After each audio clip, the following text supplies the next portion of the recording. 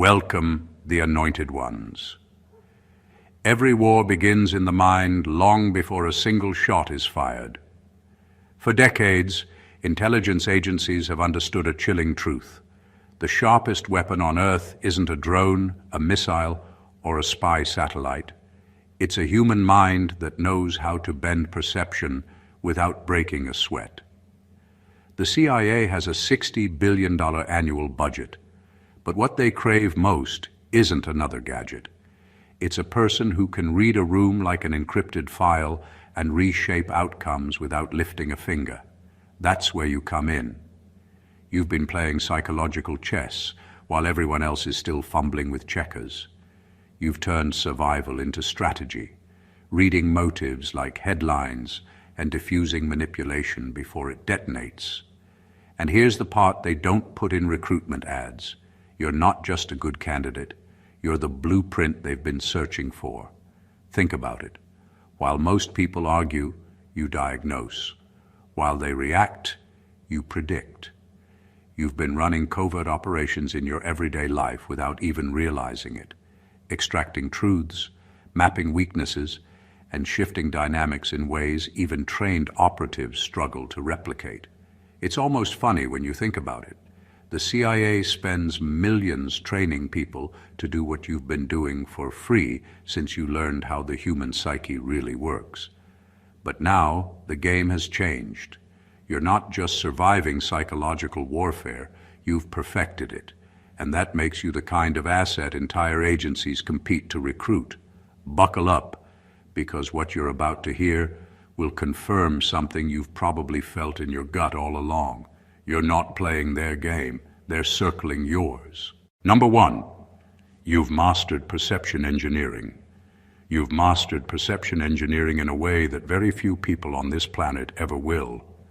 This isn't about manipulation in the cheap sense of the word.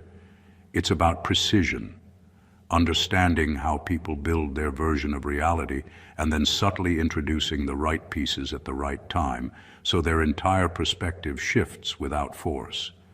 It's like laying a trail of mental breadcrumbs that leads to the conclusion you want them to reach, and they think they arrived there on their own. That's why this skill is so rare and so powerful. Most people push, argue, and try to dominate, but you've learned that the real power isn't in pushing harder, it's in guiding thought itself. What you do is far deeper than reading body language or guessing intentions. You analyze the structure of a person's belief system, their fears, their hopes, their blind spots, the hidden rules that govern their decisions. You see the invisible architecture of their mind and you know where to knock so the entire wall shifts. That level of insight is exactly why organizations like the CIA invest billions into psychological operations. They understand that a single person who can move thoughts is more effective than 1,000 people trying to move bodies. And here's what makes your skills so extraordinary.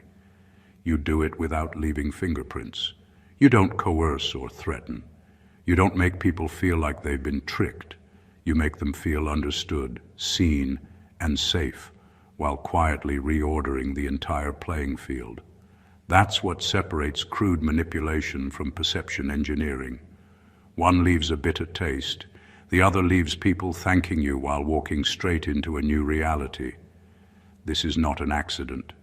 It comes from years of watching, listening, connecting dots, and surviving situations where reading people wasn't a luxury, but a necessity. You've developed an instinct for patterns that most intelligence operatives have to be trained for. You don't just know how people think, you know how they arrive at their thinking. That's the difference between an amateur and a master. This is why, to an agency built on influence and covert operations, you're not just an ideal recruit. You're a living weapon whose battlefield is the human mind, and you've already proven you can win without a single visible fight. Number two, your emotional detachment is weaponized clarity. Your emotional detachment isn't coldness, it's clarity, and clarity at that level is rare. Most people drown in their own emotions, pulled into the chaos of their reactions and the reactions of everyone around them. They lose sight of what's actually happening because their perception is blurred by the fog of feelings. You, on the other hand, have learned to stay steady in the middle of emotional storms. You feel, but you're not controlled by what you feel. You can step back, analyze, and act with precision while everyone else is spiraling. That makes you dangerous in the best way, because it means you can see the truth without it being warped by panic, anger, or fear. This ability is one of the most prized skills in psychological warfare, because the battlefield isn't physical, it's emotional. People don't just fight with words or strategies. They fight with fear, manipulation, and pressure. They count on emotional reactions to destabilize their opponent. But when you refuse to react in the way they expect, their entire plan collapses. They can't bait you into a trap because you don't take the bait. You wait, you watch, you understand, and then you move only when the timing suits you. What sets you apart is that your detachment doesn't make you robotic or disconnected from humanity. In fact, it gives you more power to empathize, because you're not clouded by your own emotional noise. You can read the emotions of others more clearly, predict their next moves more accurately, and guide outcomes without getting tangled in the mess yourself. It's like having a clear channel while everyone else is stuck with static. This is exactly why someone like you stands out to organizations built on covert influence. They know emotional detachment at this level can't be faked or fast-tracked. It's forged through experience, self-discipline, and a deep understanding of human nature. When everyone else is cracking under pressure, you're at your sharpest. When others are losing control, you're calmly recalibrating your strategy. That makes you a stabilizer in chaos, a strategist who can not only survive psychological warfare, but direct it, shift it, and end it without ever breaking a sweat. Number 3, you understand the physics of secrets. You understand the physics of secrets in a way that most people never will. To you, a secret isn't just a piece of hidden information. It's a living form of power. It has weight. It has momentum. It carries potential energy, waiting to be released at the right time. Most people either blurt out what they know or hoard it without strategy. You don't do either. You know when to reveal, when to conceal, and when to let silence do the heavy lifting. This isn't just about keeping things private. It's about shaping outcomes by controlling the flow of information like a master tactician controls a battlefield. What makes your skill so remarkable is how intentional it is. You understand that secrets can protect, destabilize, elevate, or destroy, depending on how they're handled.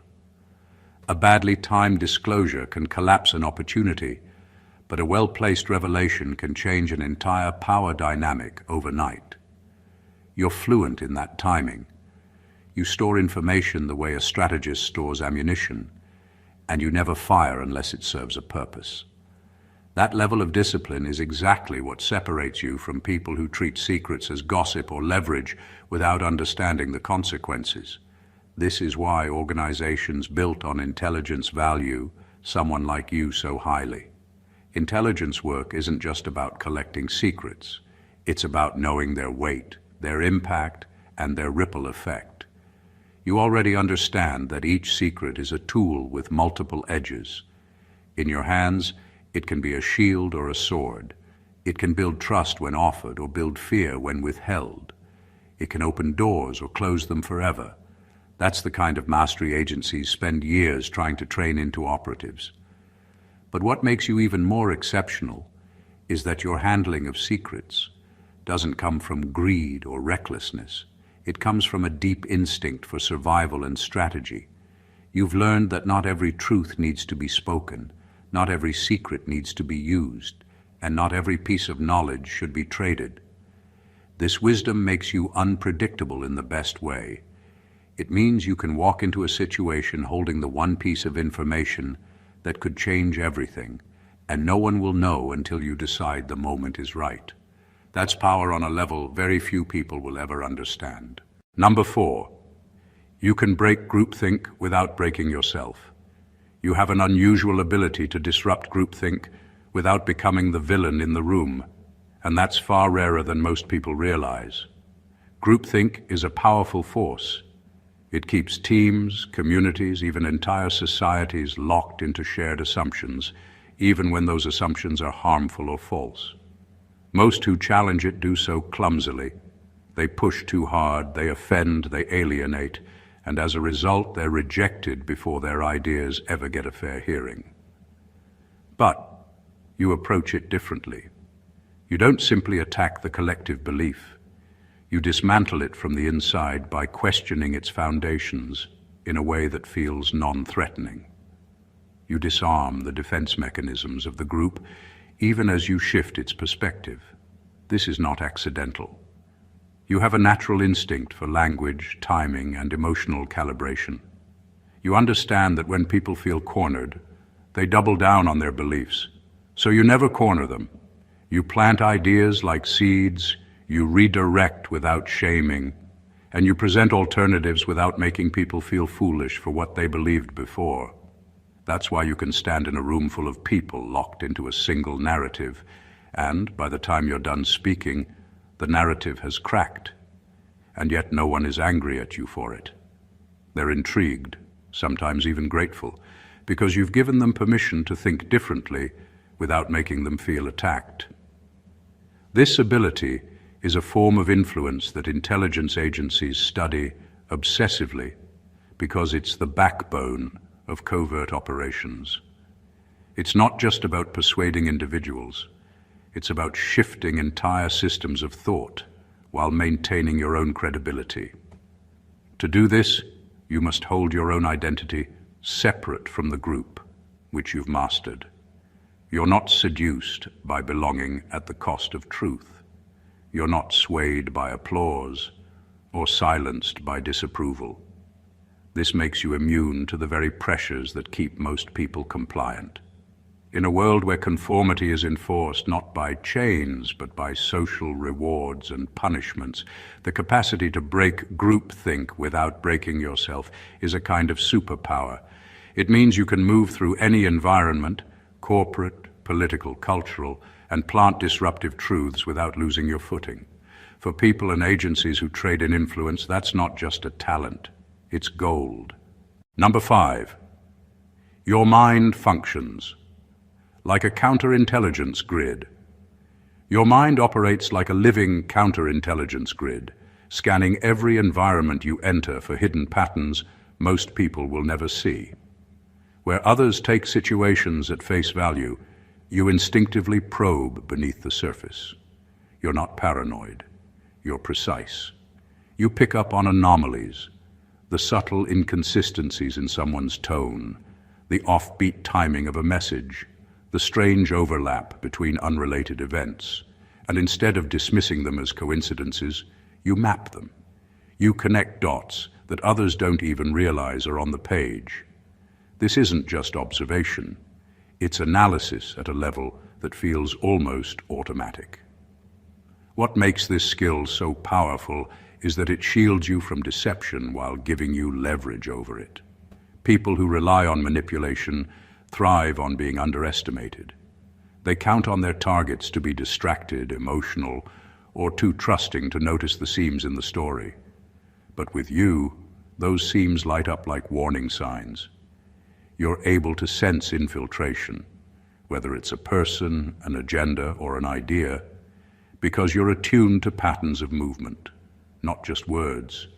You see the choreography of motives behind the performance, which allows you to act before others even know something is off. This is the kind of instinct that intelligence agencies spend years trying to cultivate in their operatives. They train analysts and field agents to look past the obvious, to decode hidden intentions, and to identify threats before they manifest. You've developed this skill naturally, or through the crucible of your own experiences. And that makes it even stronger, because it isn't tied to a manual or a checklist. It's intuitive. It's not something you do, it's who you are. More importantly, your counterintelligence mindset isn't fueled by suspicion for its own sake. It's about clarity and control. You don't accuse, you confirm. You don't jump to conclusions, you map probabilities. This allows you to move through life with a quiet confidence, even in complex or deceptive environments, because you're already several moves ahead.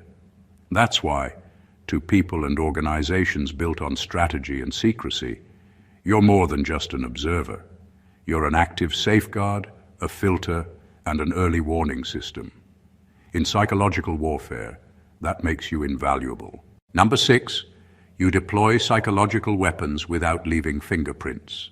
You deploy psychological weapons in a way that's so subtle it's almost invisible.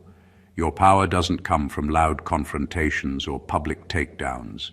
It comes from the quiet precision of invisible calibration, making small, deliberate adjustments that ripple outward until the entire situation shifts in your favor. Most people equate influence with force, but you understand that true power is rarely seen. It's not about winning arguments. It's about rendering arguments irrelevant by reshaping the conditions under which they even happen. When you plant an idea, it doesn't feel planted. It feels organic. People adopt your perspective as if it were their own, convinced they arrived at it independently. When you shift dynamics, no one can point to a single moment when the balance of power changed, yet everyone senses it did. When you redirect outcomes, there's no visible push, no traceable move, only a new direction that appears inevitable. This is why what you do leaves no fingerprints. There's nothing to grab onto, no obvious evidence of your hand in the matter. That level of subtlety is exactly what covert agencies aspire to teach their operatives. It's one thing to manipulate. It's another to guide outcomes so seamlessly that no one feels manipulated at all. This is an art form, and you've mastered it through instinct, discipline, and experience. You're not swayed by the need for recognition, which is what makes your moves even more powerful. Recognition exposes. Invisibility protects.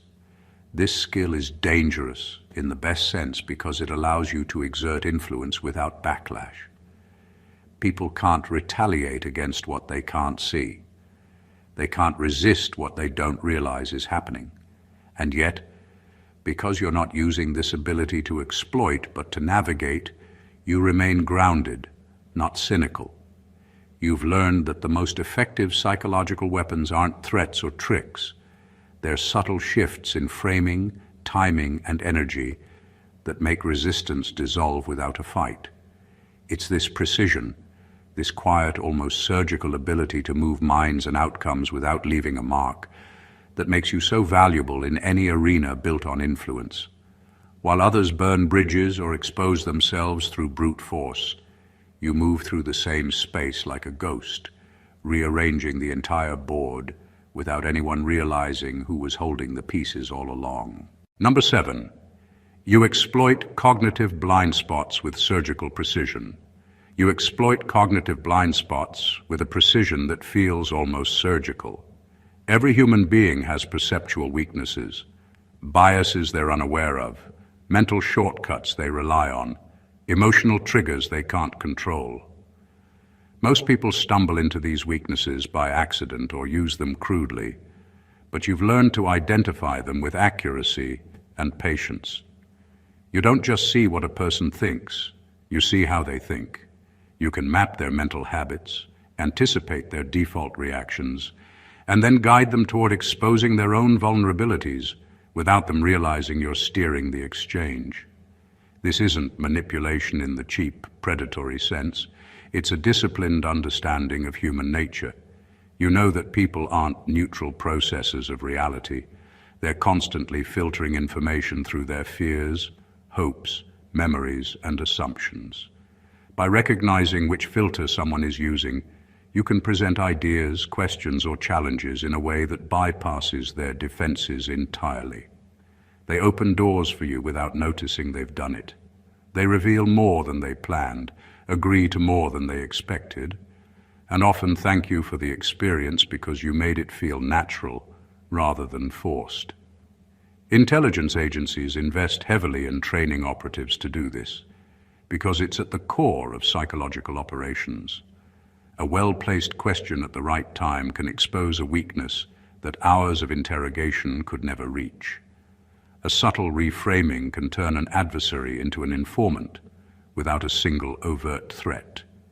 You do this instinctively, which makes your skill even more powerful. It's not a tactic you apply. It's a way of perceiving the world that constantly feeds you information others overlook. What makes your approach so extraordinary is your restraint. You don't smash through someone's defenses for the thrill of it. You guide, you probe, you adjust until they essentially hand you the key to their own lock. That's why your moves rarely generate backlash. People don't feel tricked, they feel understood, even as they're stepping exactly where you want them to go. In environments built on secrecy, negotiation, or conflict, that ability isn't just valuable, it's transformative. It means you can uncover truths, influence decisions, and shift dynamics with a level of precision and subtlety that even seasoned professionals struggle to match. Number 8, your resilience makes you an unbreakable asset. Your resilience is not just endurance, it's transformation. Most people who go through sustained mental and emotional assaults emerge weaker, fragmented, or distrustful of everything. You've done the opposite. You've taken pressure that was designed to break you and used it to refine yourself into something stronger and sharper. In psychological warfare, that distinction is critical. Offense can be taught, strategies, tactics, methods, but defense, the ability to stay whole under prolonged mental siege, can't be faked or fast-tracked. It's forged only through lived experience, and you've already walked through that fire. What sets you apart is the way your resilience functions. It isn't just a shield that blocks attacks. It's a filter that turns those attacks into intelligence. You don't just survive the chaos, you extract information from it. You learn the patterns of manipulation, the mechanics of pressure, the timing of emotional traps. Where others collapse under stress, you become more aware, more calculated, and more effective. This isn't just coping, it's weaponizing adversity into insight. That's why someone like you stands out to organizations built on covert operations. They need people who won't just hold the line when conditions turn hostile, but who can return from the field sharper than when they left. They need minds that don't erode under pressure, but adapt and evolve in real time. They need operatives who can operate in hostile psychological climates without losing clarity, empathy, or self-control. In you, they see all of that, not as potential, but as proof. This resilience also gives you a kind of credibility that can't be manufactured. People who haven't been tested can appear steady until the first real challenge arrives.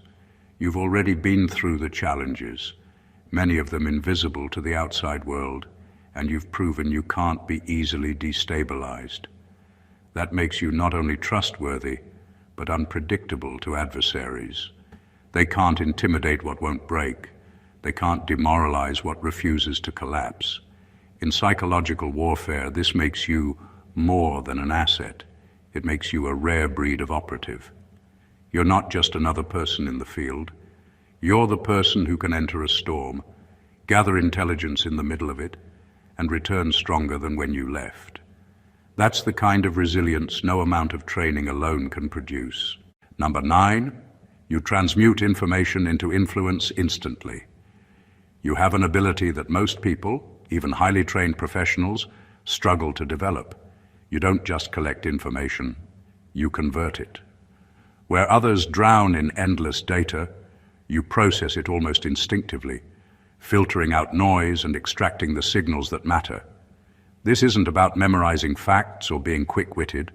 It's about instantly recognizing the patterns hidden inside raw intelligence, and then transforming those patterns into action before anyone else realizes what's happening.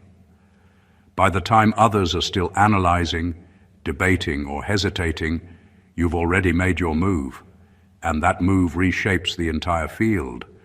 This skill makes you a true force multiplier. In intelligence work, data by itself is worthless until it's transformed into something usable. Most people need time, software, and teams to make sense of what they've gathered. You, on the other hand, operate like a living algorithm, constantly sorting, ranking, and prioritizing information in real time. You're not just absorbing details, you're identifying leverage points. You see where the pressure can be applied, where the timing is right, where the narrative can shift. And because your thinking is fluid and immediate, you can deploy influence faster than most people can even define the problem. This ability isn't only about speed, it's also about accuracy. Acting fast without understanding leads to mistakes. But you don't guess. You know, because you've trained your mind through experience to trust the signals you pick up. Years of observation, survival, and pattern recognition have built a mental library you can access instantly. This is why your moves appear effortless, even when they're complex. You're not rushing, you're executing with clarity. To organizations like the CIA, this is invaluable.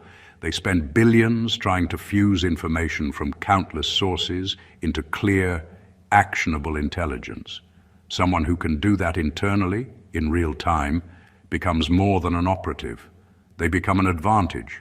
You don't just process intelligence, you multiply its impact, turning scattered data into a strategy that others end up following.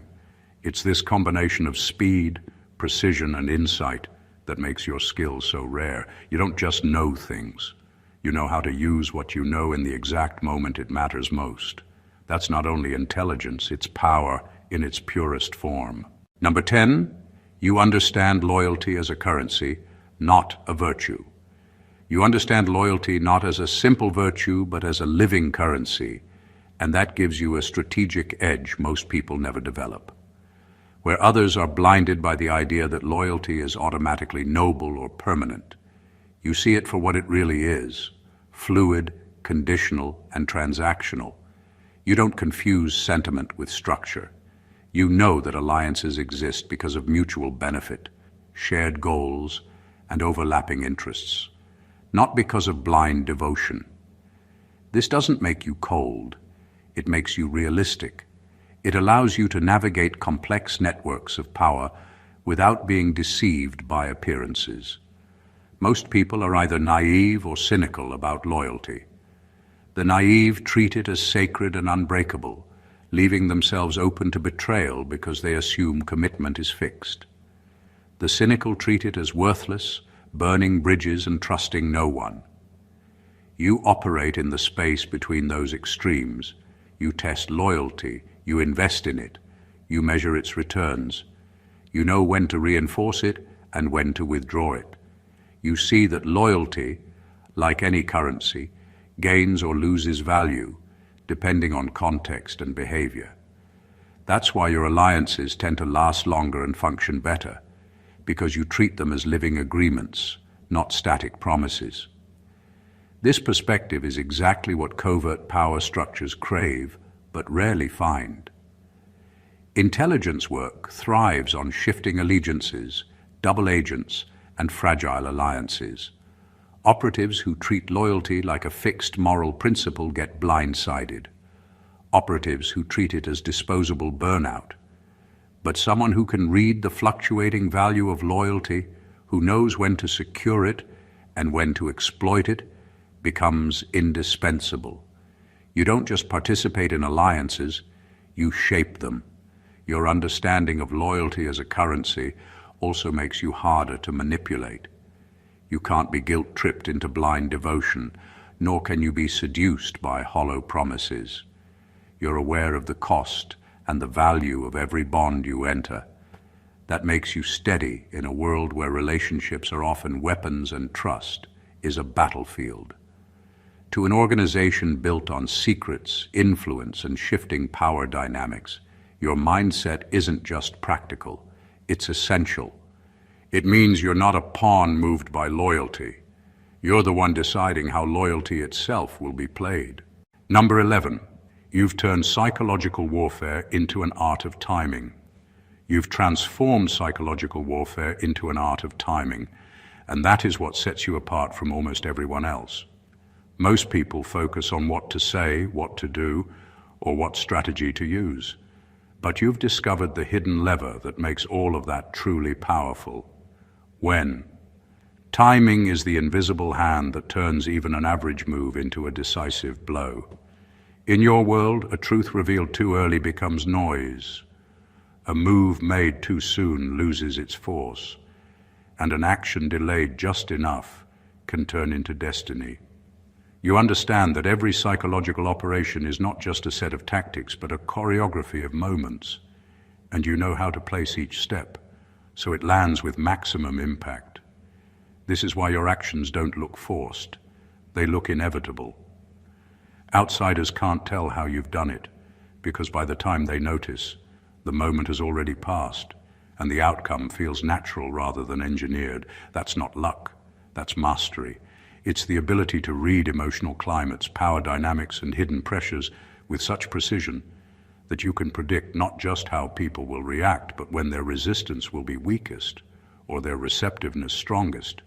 In a sense, you're not just moving people, you're moving time around them. This level of timing also protects you from backlash. People who act too soon or too aggressively expose themselves. They create unnecessary resistance and give their targets time to adapt. You, on the other hand, let situations mature. You let tension build until your move feels like a release rather than an attack. That's why even your boldest actions don't create the kind of chaos that would trap someone else. You don't just strike, you land. Covert power structures obsess over this skill because it's the most difficult to train. They can teach operatives strategy, but they can't easily teach them to sense the rhythm of events the way you do. You've turned it into an instinct, a kind of internal metronome that tells you exactly when to act, when to wait, and when to disappear. In psychological warfare, timing is everything, and you've mastered it so completely that your moves don't just succeed. They reshape the game so thoroughly, it feels as if it was always meant to happen that way. Number 12, you see identity as a mask, not a prison. You see identity as a mask, not a prison, and that gives you a freedom most people will never experience. While the majority of people are locked inside the persona they present to the world, protecting it, defending it, mistaking it for who they truly are, you've learned that identity is a tool. It's something you can put on or take off depending on the environment without ever losing your core self. That fluidity isn't just a social skill. It's a form of power because it allows you to adapt instantly to any setting, any culture, any circle of influence without compromising your authenticity. This ability makes you unpredictable to others. Most people telegraph their intentions through rigid self-concepts. They cling to labels, routines, and reputations, which makes them easy to read and easy to manipulate. You, however, can slip between roles seamlessly. One moment you're the confidant, the next you're the strategist, the next you're invisible. People can't pin you down because you're not confined to a single narrative about who you are. This keeps you both protected and effective, because your true self remains untouchable behind the roles you choose to play.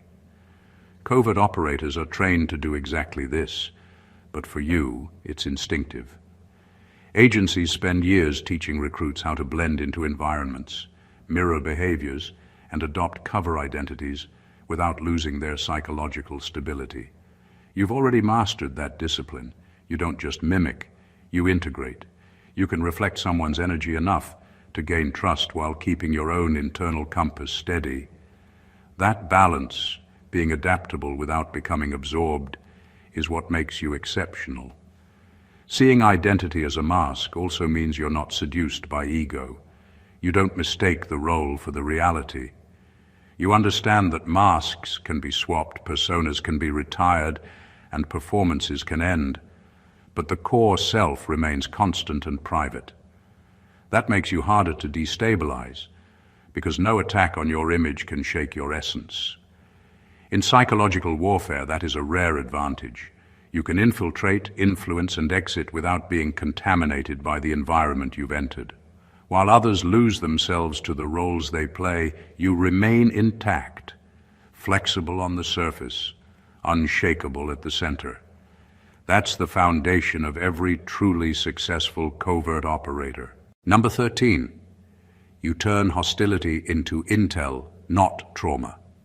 You don't let hostility break you. You make it work for you. When someone attacks, most people either shut down, lash back, or carry the pain as a wound. You do something else. You treat the attack like a data point. You watch what they choose to say, what they avoid, how their tone slides when they're nervous, and where their anger suddenly runs out of steam. Those are clues. Hostility exposes priorities, fears, and pressure points faster than polite conversation ever will. Instead of absorbing the hurt, you translate it into usable information that tells you who they are, what they value, and where their leverage lies. Your first move is always containment. You don't mirror their rage or become defensive. You keep your center so their escalation looks noisy rather than catastrophic. That calm isn't indifference. It's a strategy that forces the aggressor to over-explain, to fill the silence with more revealing details. As they push, they compensate, tightening language, repeating themes, exposing the narratives they rely on. Those patterns are gold. You collect them quietly and file them into a mental map that will guide your next steps. Next, you convert emotional energy into questions that aren't obvious. You steer conversations toward the edges where people slip. A jab about loyalty might reveal alliances. A threat about consequences might point to hidden vulnerabilities. You don't interrogate in a blunt way. You nudge the dialogue so the other person hands you evidence while thinking they're pushing you back. That's how enemies become unwilling informants. Their aggression becomes the engine that powers their own disclosure. You also use hostility to test limits. How far will they go to defend a claim? What will they sacrifice to maintain a story? Their thresholds show you where bluff meets conviction. You can then calibrate pressure or retreat with precision because you know exactly what will change the dynamic. This prevents you from reacting blindly and turning an encounter into personal trauma. Finally, you convert intel into advantage without becoming cruel. You protect yourself by turning raw antagonism into predictable patterns. Then you act. Sometimes acting means diffusing the situation afterwards so no long-term harm sticks. Other times it means using the gathered information to negotiate, to expose inconsistency, or to realign alliances.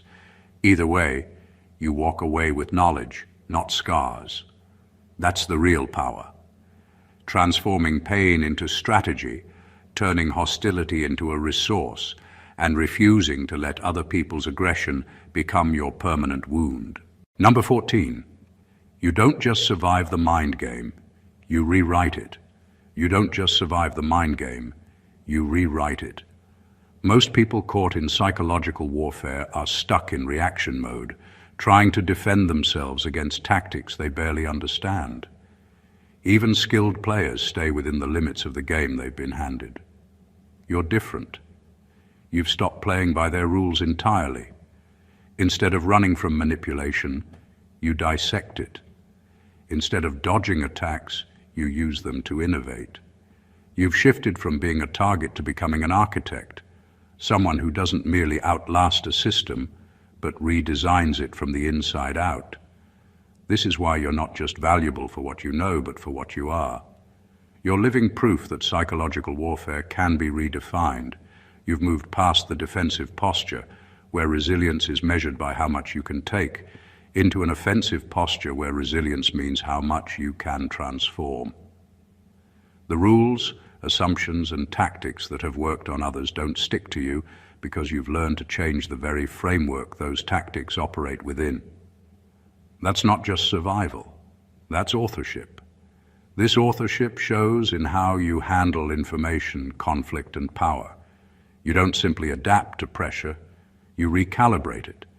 You make manipulation lose its grip by turning the logic behind it inside out. When someone tries to bait you, you don't bite or retreat. You shift the context so the bait dissolves.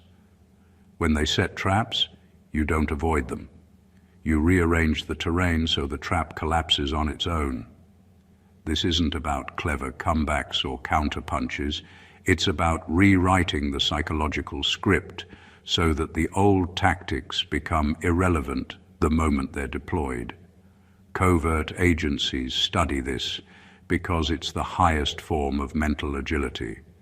They train operatives to resist infiltration and deception. You've gone beyond that. You're creating a new playbook no one's been taught yet. It's disruptive and rare because it changes the power dynamic completely. You're no longer a participant in someone else's game. You're a game designer, turning their rules into your raw material. That's why they want you, not because you're merely hard to break, but because you've discovered the code they haven't cracked. The ability to rewrite psychological warfare itself while standing in the middle of it. In the end, what makes you extraordinary isn't just your survival, your intelligence, or your resilience. It's the way you've redefined the entire playing field. Most people spend their lives trying to navigate systems built to control, contain, or consume them. You didn't just escape that machinery. You learned its gears, mapped its codes, and turned its weapons into tools for your own mastery. That is why the CIA, the MI6, and every covert power structure would look twice at someone like you. You're not just a potential asset. You're proof of concept that the game itself can be rewritten. Every point we've covered reveals a dimension of this power. You break groupthink without shattering yourself. You spot hidden patterns and covert motives while others are still arguing about coincidences. You deploy psychological weapons without leaving fingerprints, and you exploit cognitive blind spots like a surgeon, precisely, invisibly, and without collateral damage. You've turned resilience into an armor that not only defends, but sharpens you under pressure. You don't drown in information. You convert it into influence in real time. You see loyalty as a living currency, not a blind virtue. And you treat identity as a mask you can wear or discard without losing who you are. You've even turned hostility into a form of intelligence gathering, and you're not simply surviving the mind game, you're rewriting it. This is what makes you so dangerous, so rare, and so sought after. Not because you're ruthless, not because you're flawless, but because you've learned to transform every tactic, every attack, and every trap into an opportunity to move from defense to design. In a world where most people are pawns, you've become a strategist. In a system built on manipulation, you've become unmanipulable. And in an age of psychological warfare, you've become the proof that the battlefield can be redesigned from the inside out. If you're watching this right now, it's because some part of you recognizes yourself in this description, or you're awakening to the possibility of becoming it. Don't let this just be another video you scroll past. Make it a line in the sand for your own growth and power. Subscribe to this channel so you don't miss the next insight. Like this video to push it further into the algorithm so others who need it can find it. Drop a comment and share your own experience. Your story could be the key that unlocks someone else's breakthrough. And share this video with someone who needs to know they're not powerless, because in a world built on psychological warfare, knowledge isn't just power, it's freedom. God bless you.